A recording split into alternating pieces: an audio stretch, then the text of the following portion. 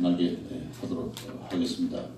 저는 방금 김 교수님께서 소개해 주신 대로 한국 경제사를 형성의 업으로 하고 있습니다. 지금도 하루 일과에서 책이나 자료를 보는 시간에 거의 3분의 2 이상은 조선시대 자료를 보고 생각을 하고 글을 쓰고 그렇게 지내고 있는 사람입니다. 그런데 강의의 목적이라든가 기타 개설서를 쓴다든가 또는 통사를 쓴다든가 그런 목적의 필요에 따라서 제가 새마을운동에 관한 자료를 본 적이 있습니다. 내무부에서 몇 차례에 걸쳐서 새마을운동에 관한 그 보고서를 편찬했는데 그걸 쭉 읽으면서 이 새마을운동은 단순하게 농촌에 지붕도 고치고 길 내고 하는 그런 환경 개선 운동이라든가 또는 새마을 공장 해서 농촌 소득 증대 사업만은 아니다. 그것 이상이다. 이었다.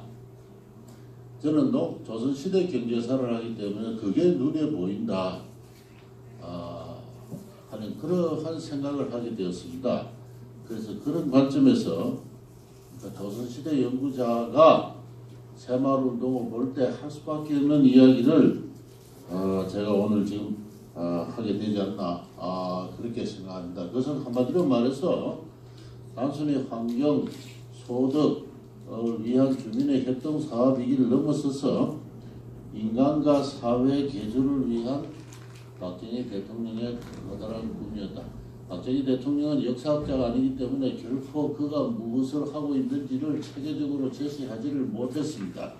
못했고 그러나 그는 1961년에 군사혁명 이후에 혁명공약을 발표하면서 혁명공약 제3장에서 퇴폐한 국민도의와 민족정기를 바로잡는다 이랬습니다.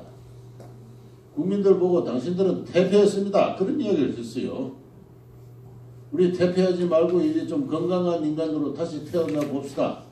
그걸 혁명공약으로 이야기하신 분입니다.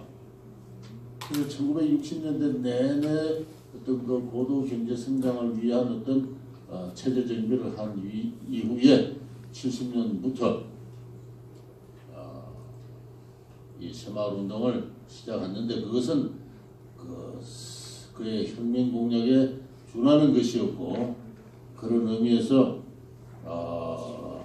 박정희 대통령은 집권 내내로 어떤 근대화 혁명가로서 일관된 어떤 국가개조, 인간개조, 사회구조 개입 프로그램을 갖고 추진하지 않았나 하는 그런 생각을 하게 됩니다. 저는 우리나라 전통사회는 조금 전에 태국이나 베트남에서 오신 분들이 잘 발표를 해 주셨는데 제가 들으면서 좀 다르구나. 물론 제 개인 생각입니다만 우리 한국의 전통사회는 공동체 사회가 아닙니다. 많은 사람들이 우리 한국은 대단히 아름다운 공동체 사회였다고 생각을 하고 있는데 저는 그 점에 대해서 아주 강한 이의를 가지고 있는 사람입니다. 18세기 이후에 개별적인 소농사회로서 그 이전에 한 15, 16세기까지는 공동체 사회였습니다. 그러나 그 공동체 사회가 해체되고 소농 단위의 신분제 사회로 이행을 했다. 한국 전통사회의 특징은 양반, 상민, 천민의 상이한 신분이 하나의 동리에서 같이 살았다는 것입니다. 하나의 동리라 하면은 대체로 세 조그마한 부락으로 이렇게 이루어집니다. 대체로 한 60호 내지 100호가 하나의 동리인데 그 동리가 하나의 주거가 세 개로 이렇게 구분되는 경우가 많고 그 구분되는 어떤 부락 또는 구라고 합니다만은 그 자연부락 자체 상호간에는 어떤 신분적인 차별이 있었습니다. 동리는 동리를 지배하는 양반이 있었고요. 그 양반의 지배를 받는 하민들, 상민들, 천민들이 한 마을에서 같이 살아간 것. 이것이 중국이나 동시대 중국이나 일본에서 찾아볼 수 없는 조선 고유의 특징입니다. 동리는 양반 신분의 상계와 하민 신분의 상민 신분의 하계의 결합으로 이루어졌습니다. 양반은 양반끼리 계를 하고 하민은 하민끼리 계를 하고 이 두 개가 이렇게 같이 상하 합계라해서 하나의 그 안정복 선생이 경기도 광주 경암리란 데서 그 경암리는 옛날에 경암리였습니다. 그 경암리에 동해를 할 때 이 앉는 자리를 이렇게 상민, 양반, 상민, 천민에 따라서 앉는 자리를 마루에 앉느냐, 계단에 서느냐, 마당에 서느냐 또는 앉느냐 당계정의 위치를 명확히 하면서 사람의 신분을 구별하고 했던 이런 것이 우리 이 전통사회의 하나의 특질이었습니다. 전통사회를 해서 오해를 하지 마시고 저 상고시대로까지 올라가는 건 아니고 주로 17, 8, 9세기가 그러한 사회였다라고 이야기를 할 수 있습니다. 이 전통사회의 동리는 안정된 통합을 누리지 못하는 가운데 분열을 거듭했습니다. 1790년에 정조연간인데 전국의 마을에 관한 조사가 있게 됩니다. 그때 전국의 마을 총수가 39,465개예요. 그런데 이게 1910년까지 62,532개로 증가합니다. 100년 동안에 마을 수가 1.6배가 증가합니다. 그러니까 두 개 마을 중에 하나는 분열했다, 분동했다 그럽니다. 분동하는 이유는 다른 게 없습니다. 이렇게 신분 상이한 신분 간에 갈등이 발생할 때 그렇습니다.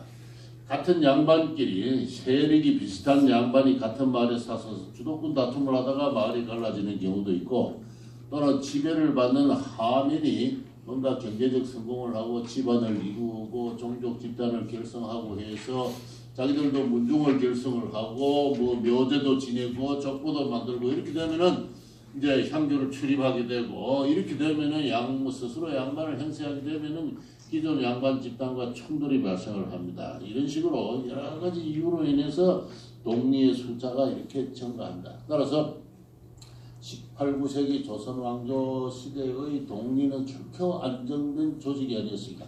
17세기로 올라가면 어떠냐? 이거 더 합니다. 제가 거기 숫자는 정확하게 나눌 수는 없습니다만은 2만 개도 되지 않았을 겁니다. 2만 개, 4만 개, 6만 개 이런 식으로 동리가 계속 이렇게 인구가 증가해서 그된 건 아닙니다. 동리 내부에 어떤 강력한 안정적 통합이 존재하지 않는 가운데 상호 신분적인 갈등이 그와 같은 시족 간의 신분 간의 갈등이 그러한 좀 나이 드신 분은 옛날 동리 생각을 해보면 대체로 제가 드리는 말씀을 이해를 할 수 있을 겁니다. 제가 경상도 어느 지방에 그 마을 연구를 해서 책을 논문도 쓰고 책도 쓰고 했는데요. 어느 지방의 양반가가 4대에 걸친 어떤 그 일기를 남겼어요. 저걸 흥미롭게 쭉 읽고 있다가 어느 순간에 깜짝 놀랐습니다.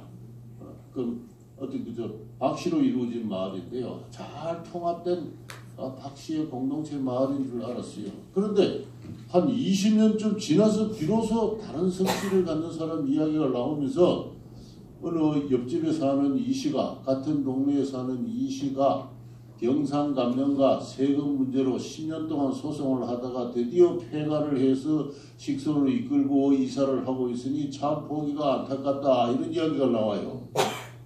같은 동네 사람인데 세금 문제로 혼자서 10년 동안 투쟁을 하다가 결국은 폐가해서 이제 다른 데로 이사를 가는데 그걸 보고 안타깝다 이야기를 합니다. 같은 동네 살지만 20년 동안 일기에 나타나지가 않았어요. 그래서 제가 그때 대우 각성을 했습니다.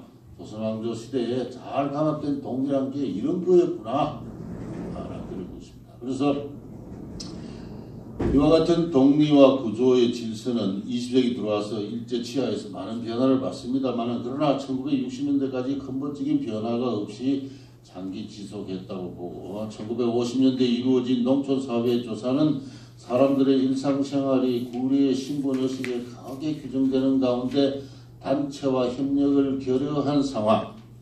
이거는 제 이야기만이 아니고 한국 농촌을 관찰한 많은 외국인 인류학자라든가 이런 사람들이 한 이야기입니다. 한국의 농촌은 단순한 아주 분산적이고 우연적인 네이버후드로 존재한다.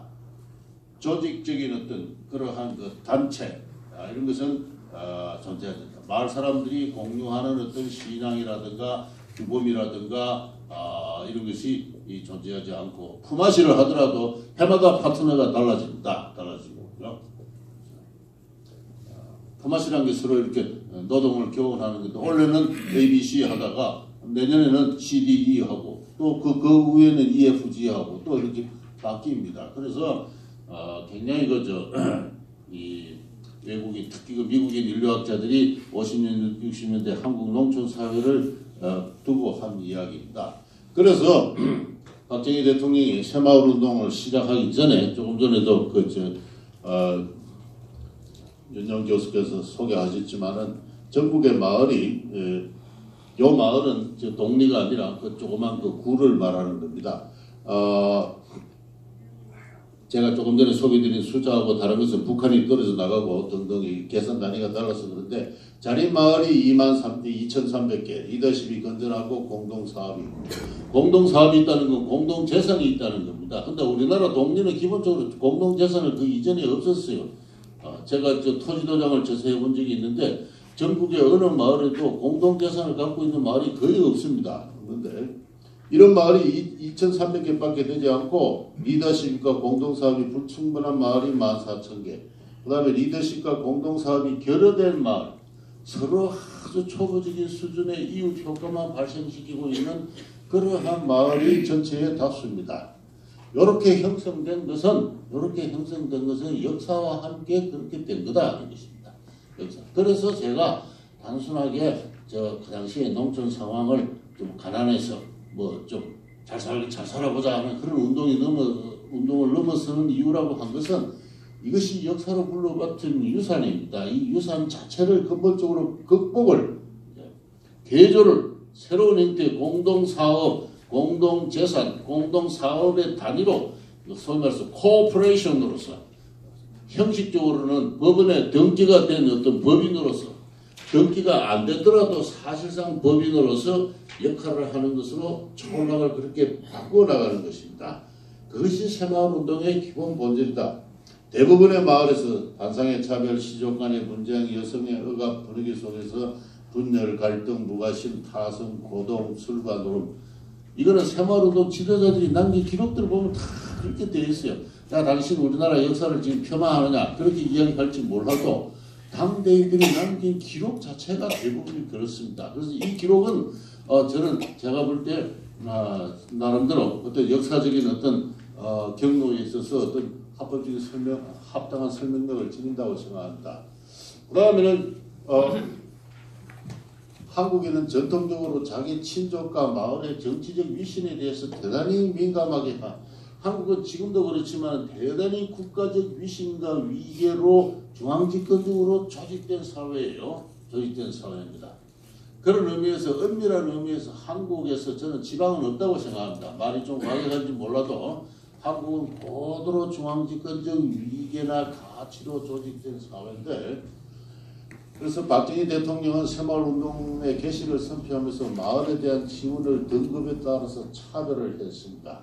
그래서 차별을 받는 마을에서 흥기를 했고 전국의 마을이 차례로 참여하는 가운데 새마을운동이 이제 불타올랐는데요. 그 결과 자립마을로 불과 7년 만에 10년도 안 돼서 전국의 모든 마을이 아주 볼만한 어떤 잘 단합된 어떤 법인체로서 변화를 하는데 그것은 한국의 잊어버린 공동체 정신이 되살아나가지고 아름다운 공동체 정신을 회복하자 그렇게 된 건 아닙니다. 제가 볼 땐 그런 건 아니고 한국인 고유의 국가적 위신과 위계의 체계에 아주 우리 전통적으로 발달된 한국인들의 생애에 걸친 추구하는 어떤 가치나 사회 행동 전략에 부합하는 정책을 취했습니다.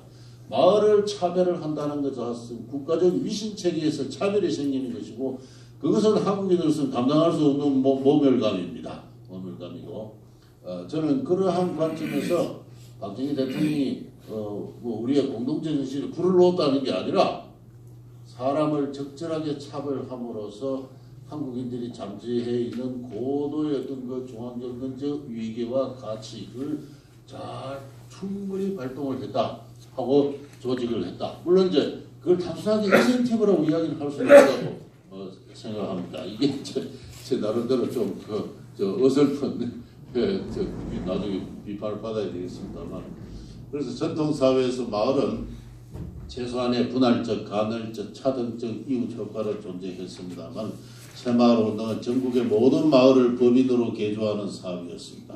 마을은 공유재산과 공동사업의 주체로 탈바꿈했고 공동재산과 공유자 사업의 주체로 탈바꿈하는 과정에서 수많은 서류가 남아있습니다. 마을의 회의록이 남아있지요. 현금 수지부가 있지요. 뭐 자재 수발부가 있지요. 그게 다 지금 유네스코에 지금 인류문화유산으로 등록이 되었습니다.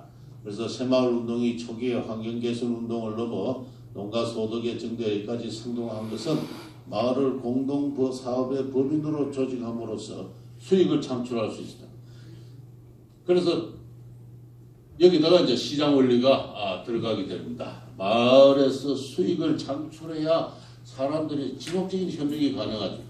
우연적이고 간헐적인 협력을 넘어서서 지속적이고 순환적인 협력을 하기 위해서는 시장 원리가 들어가야 되고 수익이 창출이 돼야 됩니다. 수익이 창출이 되고 하는 그 원리가 여기에 가미되는데 거기에 대해서는 자세하게 더 설명하지는 않겠습니다. 그래서 박정희 대통령의 새마을운동은 그가 1961년에 내건 나라의 부패와 부학을 일수하고 태폐한 국민 도의와 민족 정기를 바로잡는다고 한 혁명 공약을 실천하는 과정, 다시 말해서 근대화 혁명 과정이었다. 근대화 혁명 과정이었다. 1960